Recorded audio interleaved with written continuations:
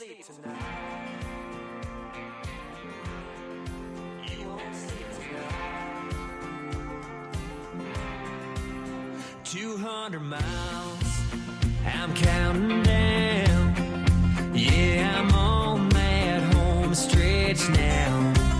Get on the phone, cancel your plans. Once I get you in my hands, you won't sleep tonight. Oh no, I'll keep you up till the morning light. You won't sleep tonight. Oh no, been gone too long now, I'm gonna make it right. Hey everybody, it's Eric again, coming into your phones, your cars, your earbuds, whatever I can creep into to get my story told and the story of my guests. Tonight, we are talking with Codie Prevost. Sorry, don't mean to mess up your name. Saskatchewan country artist, and welcome to the show. And you do have the honor of being my first Canadian, so kudos for that one. This is awesome, Eric. Thank you for having me on the show. I'm so excited and even more honored. I never knew I was the first Canadian, so now I'm just over the moon excited. And I also found out that my name already means an Asian squirrel also. So yeah, it's an endangered Asian squirrel at that. So, if somebody does a Google search, they might find the squirrel and you. Exactly. This is awesome. So everybody wins, I guess. That's a good way to look at it. That's right. Okay, so I've got to ask you the $50 question for today. How does a guy from Saskatchewan get into country music? Well, it's kind of a story, but basically it started. I grew up in a small town of about 300 people, and when I was growing up, my mom and my uncle at family reunions, they'd pull out these two acoustic guitars and they'd sit around a campfire and they'd sing. And all of a sudden, my family, some of the family members might have been arguing, might have been fighting. You know how family reunions go. And as soon as these guitars would come out, the family just came together and they were singing songs together and they had smiles on their faces. And, I wasn't very old at this time. I was probably 7, but I remember watching this. And I remember thinking, boy, look at the power of that music. And they only knew 3 chords, and they could play 20 songs with those 3 chords. But for some reason, it brought everybody together. And so from a young age, I recognized that power that music had. And I started playing when I was about 12, 14, graduated from high school. I knew that I wanted to be a music artist, but coming from this small town, I was like, how do I get into this? Nobody else wants to be a music artist here. Everybody's a farmer, or a oil rigger, or they're going to get jobs, or doing this and that, and nobody was going to be a singer. So I thought, well, I'll enter some talent contests. I actually ended up going to college for a year, and then through that year, college entered these talent contests. And ended up meeting another guy, and he started booking me shows. His name was Al. He started booking me shows for $100 a night, and nobody was saying no because they'd sell 5 beers. And boy, the band was paid for, and the bar was making money. Right. And so I was playing every weekend. They didn't even want a poster. They just said, "Well, you come and play if you're going to play for $100." And so I played every weekend for 52 weeks of the year because nobody, like I said, nobody would say no. And I went and did that for a couple of years. I took out a small business loan, went to Nashville, recorded my first album with that small business loan, came back, kept touring. I put a business plan together to get that loan out, and that was a 5-year plan. And on this plan, Eric, I had things like, I want to shoot music videos, be on these big tours, be nominated for Country Music Awards. And at that time, like I said, I was playing these small bars for $100 a night. So this was you can picture this going into a bank. I went into a few banks with this business plan. And on this plan, I own a 1994 GMC pickup truck. That's all I had. And I was asking for $25,000. And I had all these things in this 5-year plan of, getting nominated for these awards and shooting music videos for CMT. And boy, did I get shut down 3-4 times.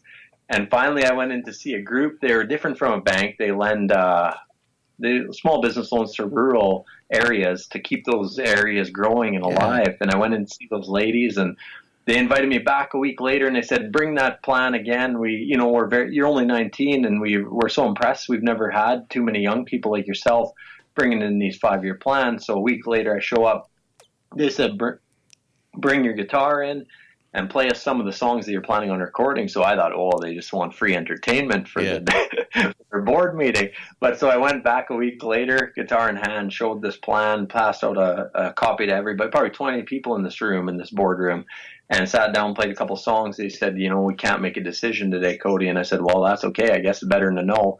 Went home to the farm. A week later, I get this call and they say, Cody, we're going to approve you for that loan. And that's when I able to travel to Nashville, record that first album, and then all of a sudden, I started getting these opportunities to open for bigger bands and get nominated for awards and shoot music videos. And so it was crazy whirlwind experience, but it all started with sitting down at a desk I had none of these things in place, taking out a paper and saying, what do I want to achieve? And that's where everything started. And that's why I'm still doing music today and 5 albums in. And, it's just crazy how that plan made everything come together. That's awesome. If more kids at 19 were willing to take that kind of chance and risk to go out and actually, live their dream, or at least have the opportunity to try to live their dream. Right. I mean, that's awesome. I mean, and you hit every one of your markers. Did you make your markers in 5 years though? Yeah. So, basically like 5 years, and then it just kept rolling. You know what I mean? I came up with new markers. And so that's the thing, when you first sit down to write out a goal, and this was what I struggled with, I was actually quite nervous. I was actually nervous just to write it on the paper, because I was like, wow, you know what I mean? These things seem reality. So far-fetched. But it's like when I finally took that step to sit down and put ink on paper and actually physically write it, you can type it on the computer and stuff, but I don't think it actually works the same as if you sit down and write it on paper, what you declare you're going to do in the next 5 years. And it just, something happens that sparks something inside you that says okay, I wrote this, now I have to make this happen, and then that's what I thought, that's what I did. And I really like that because, like you said, and when you sit down and you put pen to paper, it's almost like you're forcing that commitment. Right. That exactly. Sitting behind a computer, anybody can sit there and rattle off 5-10 things they want to accomplish. But it's that mental act of putting pen to paper that actually makes it stick. For sure. And the other thing with that is you save that, you put it where you always can see it. Like if you spend most of your time maybe in your bedroom practicing guitar or in your office working on social media, you have that in front of you all the time. So when you veer up, that's what keeps you focused on what you chose to plan to do. You know what I'm saying? Mm-hmm. Because and this is before I had this plan. I was playing all these shows, doing all these things, but, nothing was really moving ahead. And there was, because I think everything was just it was there. Like the ideas were there, but they weren't solid, and as soon as I wrote that down, put it where I seen it most, that kept me focused on and the steps just happened. The world will work in mysterious ways to put these steps in front of you that somehow get you to where you plan to go, and it's the craziest thing, but it's pretty exciting at the same time. And if you don't mind me going back, let's take a step back just a little bit.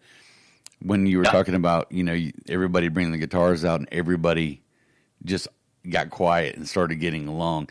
That's something that almost every artist I've talked to is one of those things. We talk about music being the universal language, that there's not a culture in the world that doesn't have it. And it's, and you've, once again, another person to just say, hey, I think the world just needs to stop and listen to musicians a little more. If they would quit listening to politicians and listen to musicians, I think the world would be a most better place to live in. Because musicians are like, you know what? Let's play a little music and let's just make this happen and we'll just get through this. And I think you just came up with $1 million T-shirt idea. Actually, seriously. Less politicians, more musicians. Less politicians, more musicians. Yeah, you might want to take that one to. That's a great one. To the website there. Yeah, seriously. But yeah, I'm with you. People always say like, "Oh, it's such a tough business." I'm like, well, it can be tough at times, but on the flip side of that, you have a friend anywhere in the world. Exactly. It doesn't matter if you speak the language. It doesn't matter if you get off a plane and you can sing a song and play guitar. I'm pretty sure you can find a place to sleep. Yep. And you know what I mean, a meal, or you can acquire anything you need to survive. I think just from playing a song, and it's an amazing thing.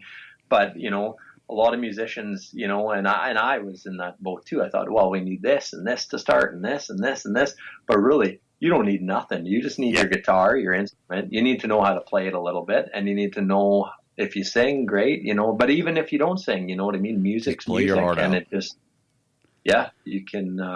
It's funny what can happen when you strum a chord. Yeah, exactly. So, who were some of your influences musically coming up? Well, there's a Canadian guy that I started out with, and he was big on small towns. His name was Paul Brandt. And so he's still doing the musician thing, like all over touring.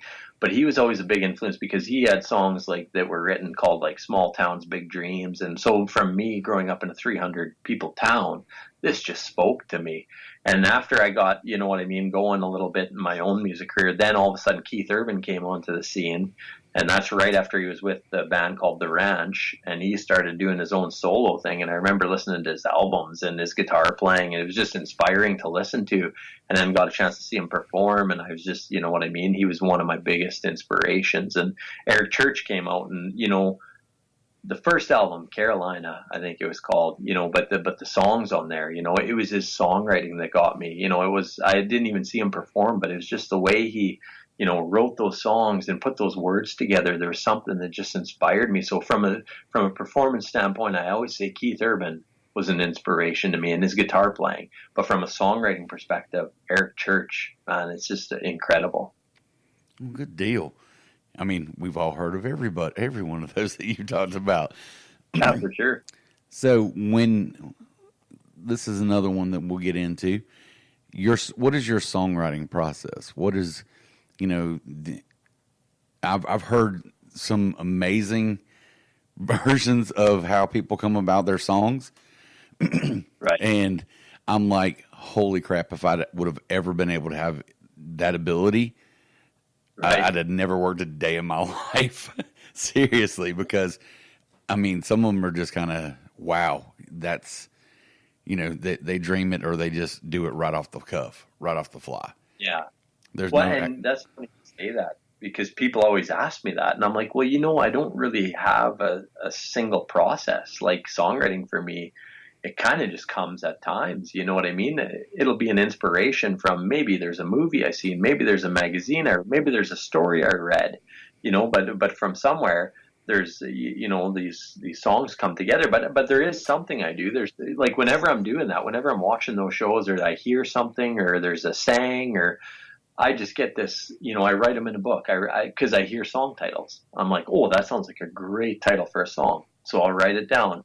And the next time I make a trip to Nashville, like I love going down to Nashville and co-writing with other writers down there. I've made some great connections, and I've been fortunate to have some great friends who I've been able to get together with, and we've come up with some great things. Because as a songwriter, I really classify myself as more the melody guy. I sit down on guitar and just come up with titles and hooks and melodies and write the chorus. But when it comes to the verse, and it needs a little bit more deeper of lyric. I spilled hot coffee on my shirt. Hit a traffic jam by the Baptist church. And I was running late this morning. So I yelled and cussed and hit the dash. Then I saw that long black Cadillac. That line of headlights rolling past. Put it in perspective for me. Yeah, today's not my day, but today could be worse.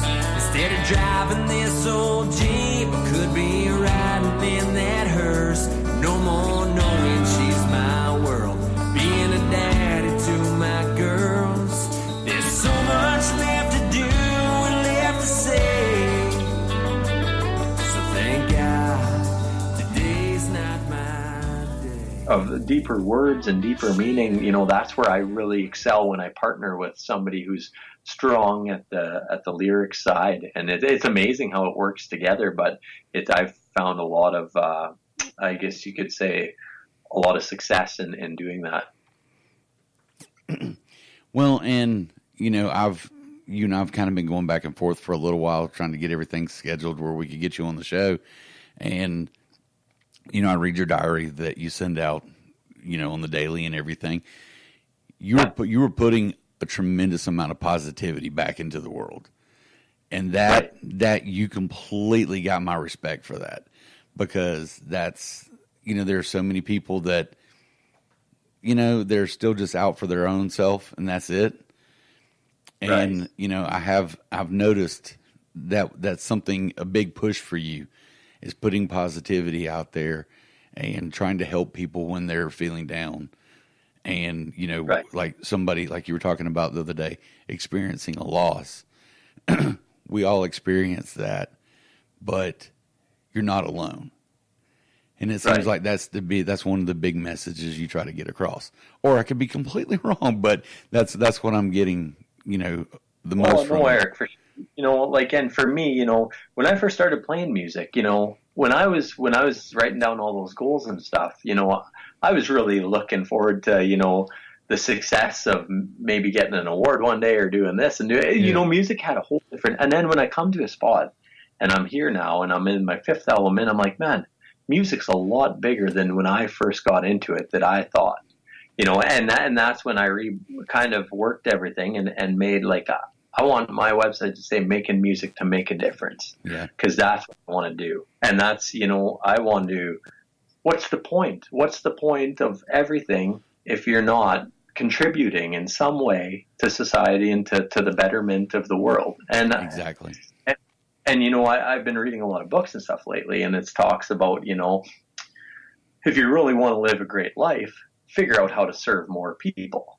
And so I was always thinking, how can I do that? You know what I mean? I have my songs, and yes, they can connect with some people, and that's where I come up with the diary series, because I'm like, if I had a series of stories that, could positively, potentially help someone through tough times or struggles, or because that's why those songs were written. Mm-hmm. But how many people just listening to that song actually know that's what it's for, and that's cool about exactly. Everybody take, but it's just, and then I just came out with a new community called the Codie, which is a brand new interactive fan club.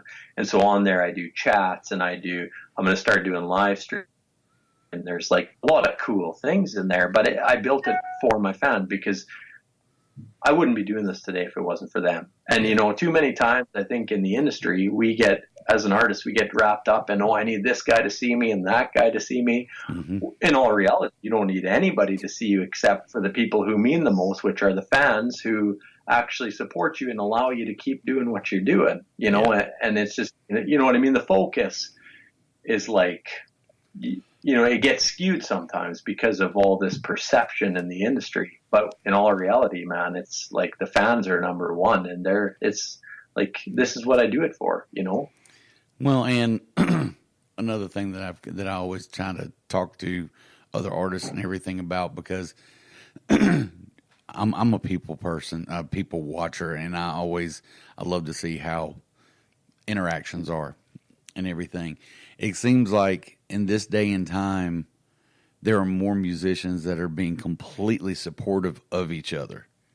Right. That, and it doesn't, even, I've got buddies that they have these this guy's who I, this is my go-to, this is my idol guy. And then when that guy's over there telling him the same thing that one of his buddies sitting next to him tells him, that, just get out there, man. I love what you're doing. Keep doing it. You got to do this for you. And it's like everybody's being so much more supportive than ever before, really. And I think that's important, especially in the world we're in today, where, not as many people are going out from their houses because we got the internet and everybody. I think that real interaction with each other is way less than it used to be. And I think a lot of people, maybe they don't know why they don't feel as happy as they used to, but I think in society, the internet has played a role in us maybe not interacting in a real manner with each other as much anymore.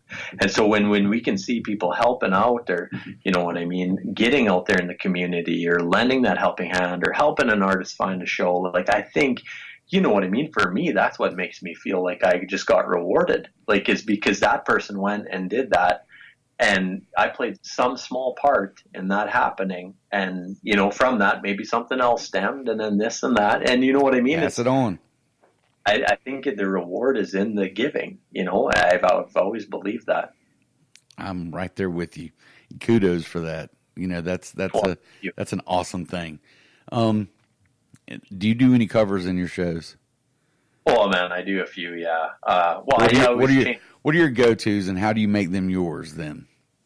Well, I always change them up, but you know, one of the songs that I go to quite often is a song by John Denver, and it's a pretty staple of a cover song, but it's Country Roads. And the reason I play it is because my first daughter, Lyric, was born, and I always had this vision of, when I have kids, I'm going to play them the old classics and like teach them, you know what I mean? How it was back in the day. And so, the first song I learned with my daughter when she was born back in 2014 was Country Roads by John Denver. And so I remember sitting in the living room. So I always tell that story at my live show. But there, you know what I mean? Every cover song I do, I just make it my own. I never actually go to the CD and listen to the version they did. Like I've obviously heard it many, many times, but I'll sit down with a guitar. I won't keep any structures in mind. And I'll just learn a song. And like I do, you know, even Johnny Cash, Folsom Prison Blues. But if I'm playing my acoustic guitar in the middle, I'll break it down. I'll speed it up. There's people dancing. We do a fun thing where everybody in the house gets dancing. I say one word and everybody gets, you know, picks a new dance partner. And before you know it, the dance floor is full. And so, man, everything to get people interacting and involved in the show. Love it. Love it. Love it. Well, I know you're a busy man, but if you're good with this, I think we should jump into some bare bones of things. Yeah, let's roll with it. This is going to be fun. Okay. If you could sit down and have dinner with one person, living or dead, who would it be and why? You know, I've been asked this question once before, and I said Johnny Cash. And, you know, I would just love to sit down because of the history and just to you know, imagine the stories. Imagine the touring stories from just sitting for 1 hour. Imagine the things, because I know the things that I've seen, and you know what I mean? I haven't toured anywhere near that amount. And so that would be astonishing to me to sit down with Johnny Cash and just to have an hour meal. That's a damn good choice. Yeah, for sure. Okay. What is your spirit animal? Spirit animal. Am I supposed to know this, or do I just pick one? That's just completely up to you. Well, you know, I told you some of these are new ones, and they're kind of doozies. Cool.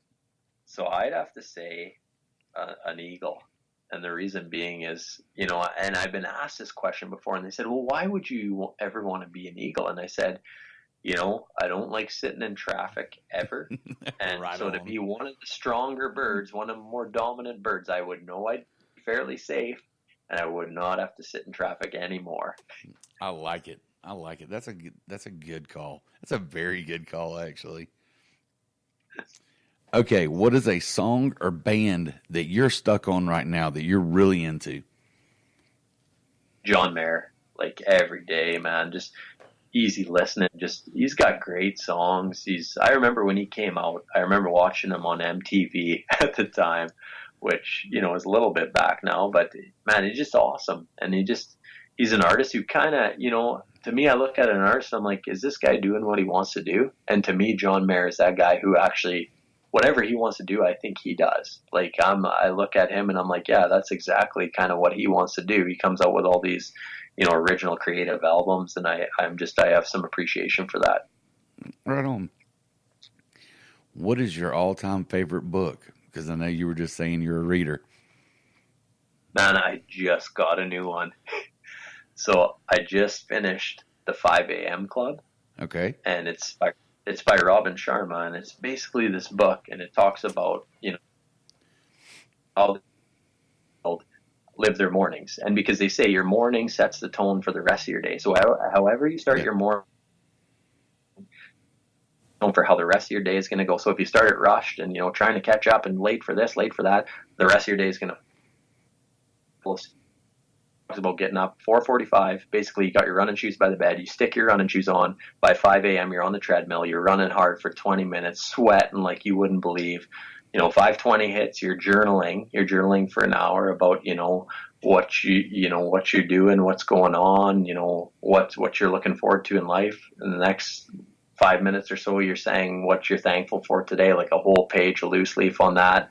And then basically, you do meditation for 5-6 minutes, and then you go 5:40 to 6 o'clock as you learn something new, and you spend 20 minutes learning and expanding your mind on something new. And man, it has played I've only been doing it now for probably 2.5 months, but it has changed my days. Like I come, my wife can't believe it because I'm just like bouncing. And she's like, well, what's going on with you? And I'm just smiling and high on energy. And I'm like, well, we got to go get stuff done. Like, we got to take on the world. And man, it gets you. If you want to get pumped up in life, like I recommend that book to anybody listening. I can tell you a few things not to do at 5 a.m. when you first woke up. I've got a horror story I'll share before when we finish the interview. Yeah, that's awesome. Let's see. What was the first record you ever bought or picked out for yourself? Boy, Garth Brooks, and that was it was the greatest hits. But it was back, I remember we grew up on the farm, and I remember my sister had this membership to Columbia House, and so. Do you remember that stuff? Oh, yeah, man. Everybody got it because you could get like 10 records or CD. You could get 10 cassettes or 10 CDs for like 10 cents for your initial one.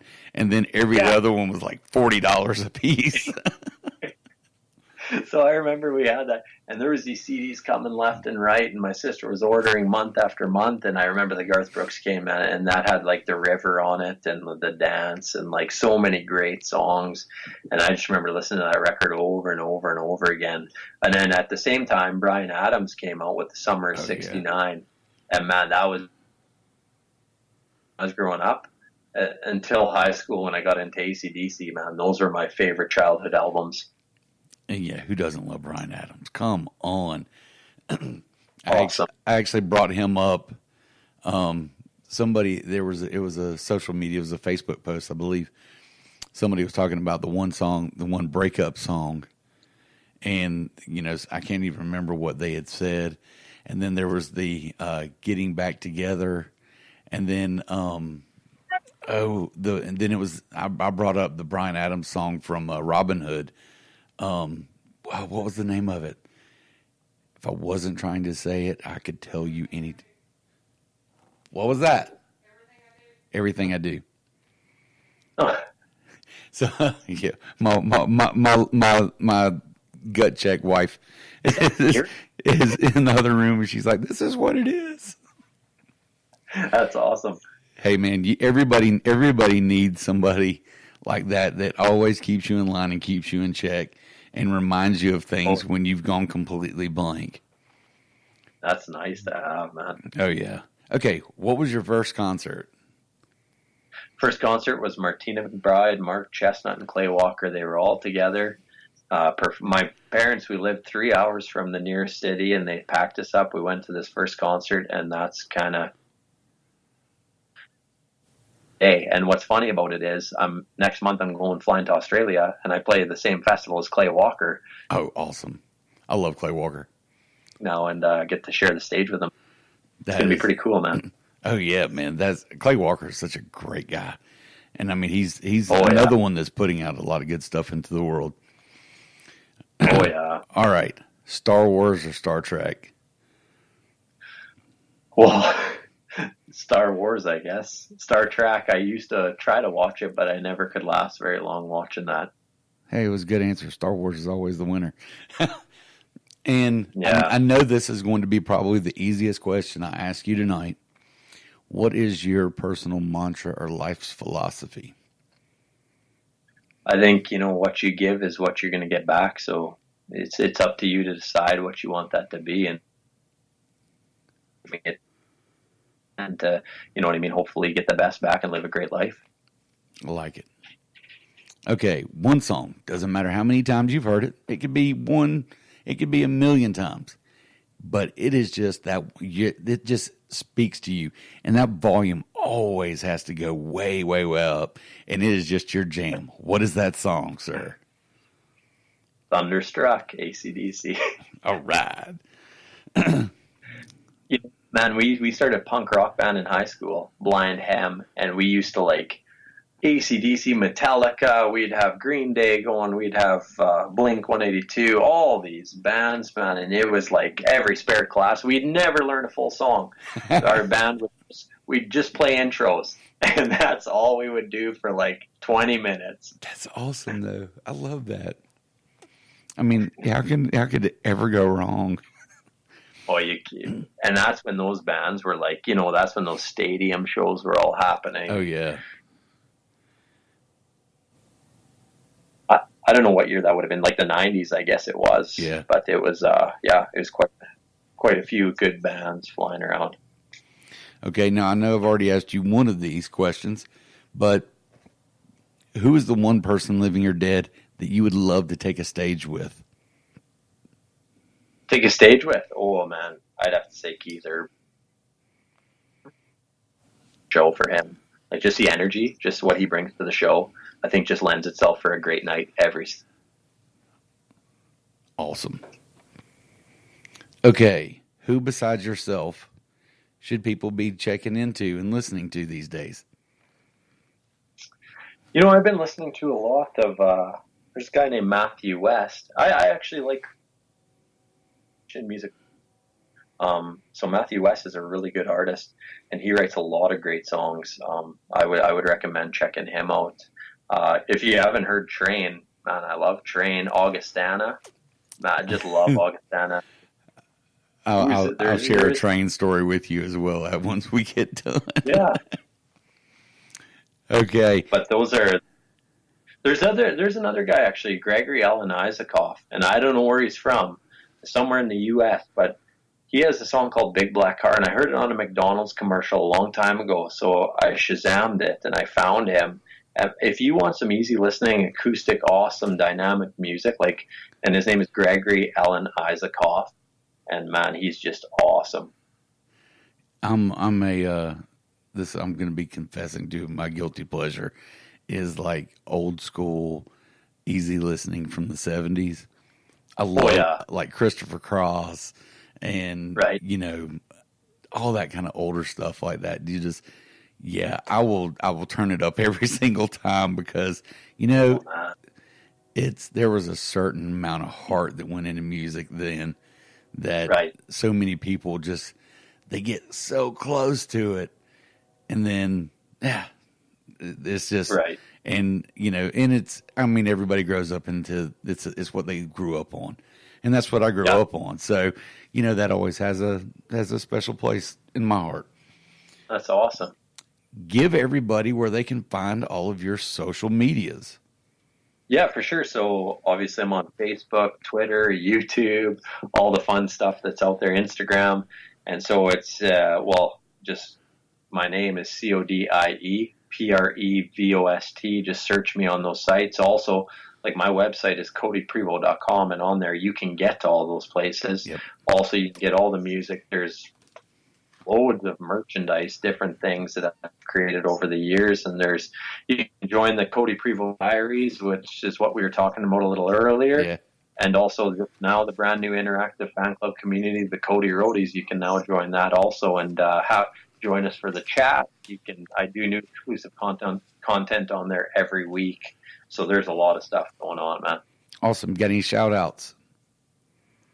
Shout out to, some of my fans, Jenny, Sharon. There's so many amazing ones that are part of the Codie Roadies. I see that my good buddy Billy Power just joined. He's over from the UK. He's a radio guy out in the UK.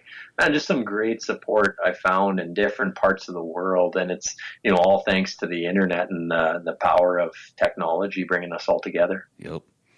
Well, all right, folks. Always want to say, Codie, thank you again so much. It has been a pleasure to sit here and talk with you tonight and kind of get to know who you are as an artist and as a person. And folks, get out there, go find this gentleman's music. You're going to love it. I promise you will. It's right in the vein of what, if you love country at all, you're going to want to get out there and check him out. So once again, thanks for listening, and we will catch you next week. Been missing you. I'm fixing that real soon. So go enjoy